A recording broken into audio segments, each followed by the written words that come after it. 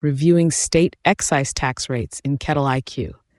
In this short training, I'll show you where every state's current rate lives, how rates break out by product category, and how to confirm the right one before you file. Let's take a look. You'll find this under Compliance, Rates from your dashboard.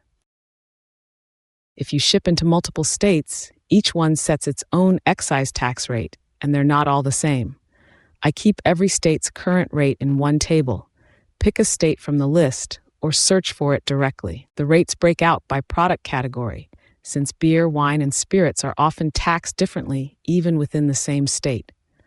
System defaults are visible to every org, and you can add an override for your own brewery. Use this table to confirm you're applying the right rate before you create a new return, or just to check a rate when a distributor asks.